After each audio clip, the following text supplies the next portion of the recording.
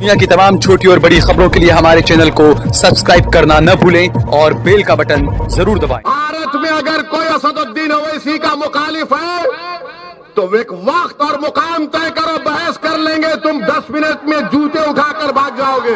कभी सपा को, कभी बीएसपी को, तो कभी कांग्रेस को आपने वोट दिया। बताओ तुमने और हमने क्या हासिल किया?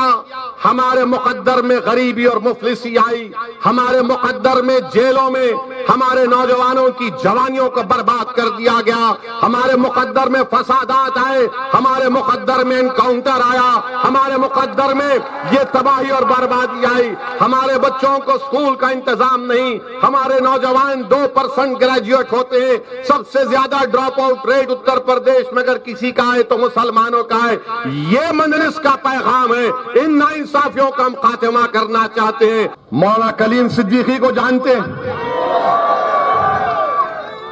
मौला कलीम सिद्दीकी को?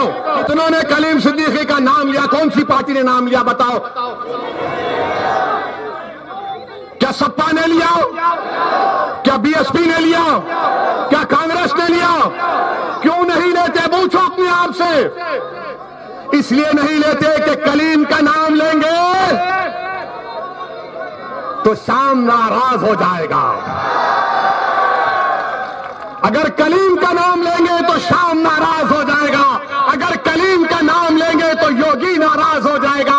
अगर कलीम का नाम लेंगे तो मोदी नाराज हो जाएगा। इसीलिए कलीम का नाम नहीं लेते। पाकिस्तान से टेररिस्ट आते हैं और हम मुसलमानों को कहा जाता है जा पाकिस्तान जा, तुझे गोश्त खाना है पाकिस्तान जा, तुझे वो करना है पाकिस्तान जा। अरे दीवाने, पाकिस्तान को हमारे दादा ने गई, तेरे को क्यों इतनी मोहब्बत है? आप देख रहे हैं देश लाइव, देश की आवाज।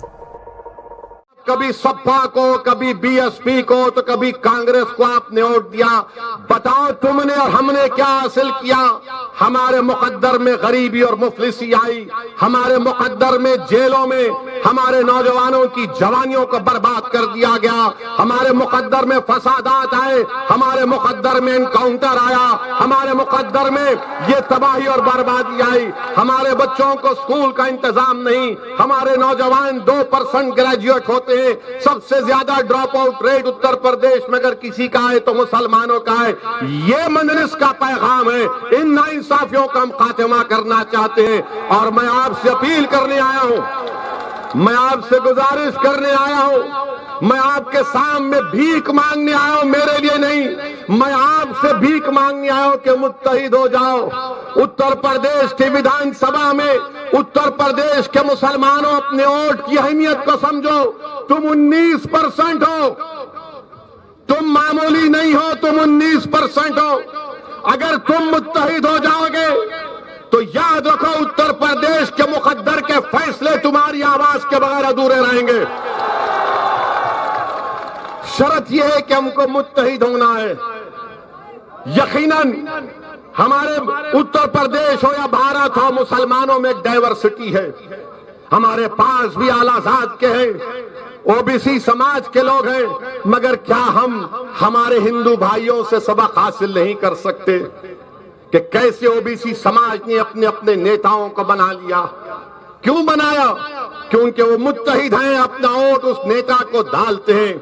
और हमसे क्या कहा जाता है मुसलमानों से? जब कभी भी चुनाव आते हैं, एक ही जुमला आपसे शुरू हो गया होगा, मुसलमानों जिंदगी मौत का इलेक्शन है उत्तर प्रदेश का। यानी हर इलेक्शन जिंदगी मौत का रहा हमारे लिए। हर आदमी आकर कहेगा ये दल्ले आएंगे।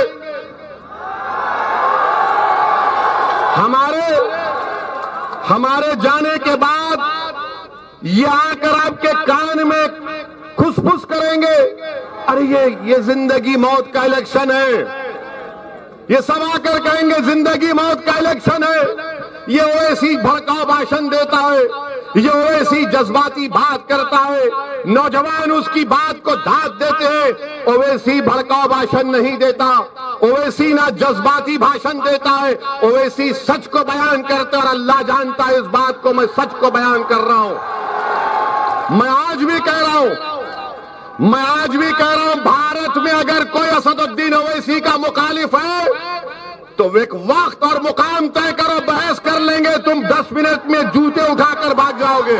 अरे पापियों, अगर 50 साल का बच्चा शादी नहीं करता तो मैं जिम्मेदार?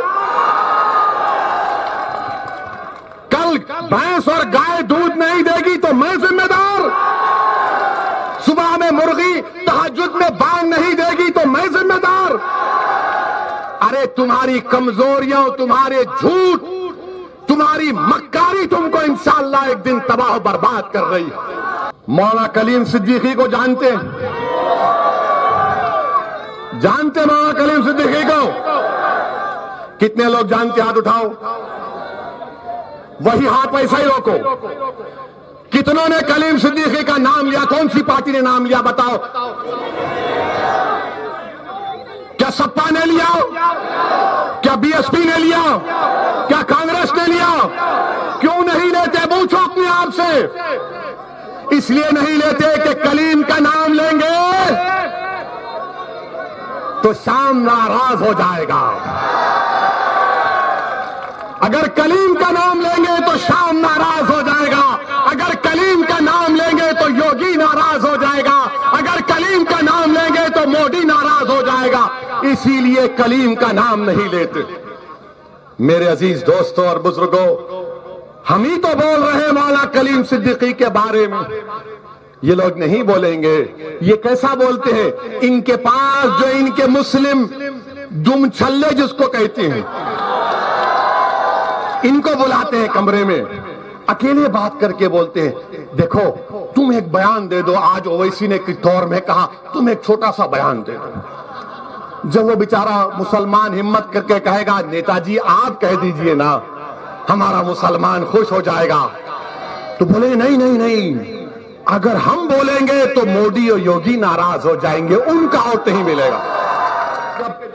कोविड की पहली वेव आई, क्या तबलीगी जमात पर जुल्म नहीं हुआ? हाथ उठाकर बोलो, तबलीगी जमात पर जुल्म नहीं हुआ? अब इस पर भी कौन बोले? कोई नहीं बोला। मगर इलेक्शन आया तो अब तबलीग कर रहे, इसको वोट मत दो, इसको वोट मत दो, बीजेपी आ जाएगी, बीजेपी आ जाएगी। जब तबलीगी जमात पर जुल्म हो रहा था तो तुम लखनऊ में अपने घर में दरवाजे बंद करके एयर कंडीशन के कमरे में बैठे थे। अगर कोई आवाज उठा रहा था कि तबलीगी जमात पर निशाना बनाया जा रहा है तो मजलिस इत्तेहादुल मुस्लिमीन अपनी आवाज को उठा रही। और मैं बीजेपी और आरएसएस के लोगों से पूछना चाह रहा हूं, कश्मीर में आपने बड़ा दावा किया कि 370 खत्म हो गया, सब खत्म हो गया, मगर 9 भारत के सिपाही मारे गए, 9 मारे गए थे ना। और मोदी जी क्या बोलते थे? मैं घर में घुस के मारूंगा, घर में घुस के। अब लद्दाख में चीन हमारे घर में घुस के बैठा है, हमारे बाप के घर में घुस के बैठा है। मोदी जी, घुसने की जरूरत नहीं है, जो घुसा हुआ है उसको लात मार के निकालिए। नहीं निकालेंगे। चीन की जब बात आती है तो देश के प्रधानमंत्री खामोश हो जाते हैं। पाकिस्तान से टेररिस्ट आते हैं और हम मुसलमानों को कहा जाता है, जा पाकिस्तान जा, तुझे गोश्त खाना है पाकिस्तान जा, तुझे वो करना है पाकिस्तान जा। अरे दीवाने, पाकिस्तान को हमारे दादा ने गई, तेरे को क्यों इतनी मोहब्बत है? मगर पाकिस्तान का नाम लेकर हमको गाली। मगर जब क्रिकेट खेलने की बात आ रही है तो कल दोनों क्रिकेट खेलेंगे। मैं मोदी जी से पूछना चाह रहा हूं, मैं आरएसएस के मोहन भगवत से पूछना चाह रहा हूं, मोदी जी, भगवत जी, ये आपका देश से प्रेम है क्या? मोदी और मोहन भगवत, वो जो देश के सिपाही मारे गए, उनके परिवार से कहिए आप कि कल का T20 का क्रिकेट मैच देखो। मरने वालों को आप कहेंगे कि देखो कल भारत और पाकिस्तान का क्रिकेट मैच हो रहा है। जिसके घर में अपने बेटे की लाश आई होगी उसको मालूम होगा। हमारा असलम ये आईटीबीपी में 27 साल काम किया, जिसने लद्दाख पर काम किया, भारत की सीमाओं की हिफाजत करें। इससे पूछो आप कि सीमाओं पर ठहरना कितना मुश्किल होता है, और हम क्रिकेट मैच खेल रहे हैं। वाह मोदी जी, वाह मोहन भागवत जी, ये आपका नेशनलिज्म अभी तक हमको समझ में नहीं आया। ये कौन सी मोहब्बत है? लोग बोलते कि नहीं नहीं वर्ल्ड कप का मैच है। वर्ल्ड कप का वर्ल्ड कप जब हमारे सिपाही मारे जा रहे और कश्मीर में 370 निकाल दिया। अमित शाह आज कश्मीर में, आपको मालूम अमित शाह आने से 2 दिन पहले से श्रीनगर में स्कूल के बच्चे 12 साल के 13 साल के, उनको रोककर उनके बैग को खोला जा रहा है, उनकी चेकिंग हो रही है। पूरा श्रीनगर को बंद कर दिया गया।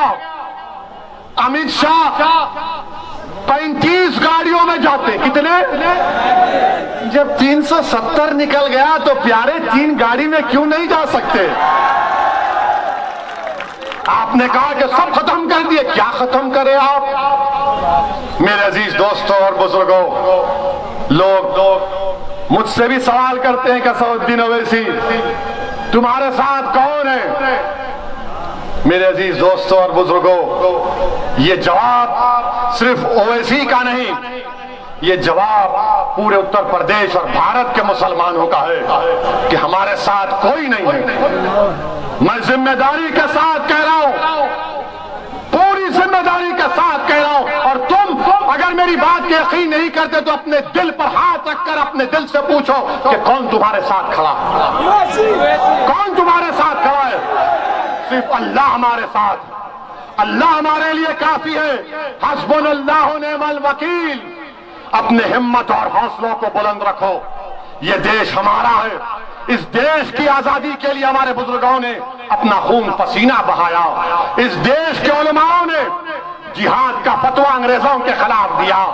मेरे अजीज दोस्तों और बुजुर्गों, अफसोस होता है कि जो जबान, उर्दू जबान देश की आजादी में एक अहम रोल अदा किया, आज उर्दू जबान से नफरत पैदा हो गई। इतनी नफरत पैदा हो गई कि 4 मुसलमानों को नेशनल इन्वेस्टिगेटिंग एजेंसी ने गिरफ्तार किया, और चारों पर इल्जाम क्या था कि उन्होंने ये कहा कि घी हम पहुंचा देंगे। क्या कहा? जोर से बोलो, घी हम पहुंचा देंगे। और एक इल्जाम क्या था कि उन्होंने कहा, उन 4 मुसलमानों ने, कि तुमने खिदमत की। तो NIA कहती है मोदी की घी बम है, खिदमत अटैक है, हमला है। अरे कौन सी डिक्शनरी में लिखा है? कौन से फेरोजुल लुगात में लिखा है कि घी बम है, खिदमत हमला है? तो जज ने कहा यह सब झूठ है और मुकदमे को निकाल कर फेंक दिया। ये काम हो रहा है, ये काम हो रहा है। बहरहाल मेरे अजीज दोस्तों और बुजुर्गों, मेरी आपसे गुजारिश है कि उत्तर प्रदेश के आने वाले विधानसभा के चुनाव में मेरी आपसे दरमंदाना अपील है कि बगैर खौफ के, बगैर जहनी उलझन के, पूरे इत्मीनान और एतमाद के साथ, पूरे भरोसे के साथ मजलिस के हक में अपने वोट का इस्तेमाल करिए। अपने इत्तेहाद को मजबूत करिए। डरने और घबराने की जरूरत नहीं है। मैं आपके सामने नारा लगाऊंगा, आप मेरे साथ नारे का जवाब देंगे। नारे तकबीर, नारे तकबीर, नारे तकबीर। हिंदुस्तान, भारत। अस्सलाम वालेकुम व रहमतुल्लाहि व बरकातहू।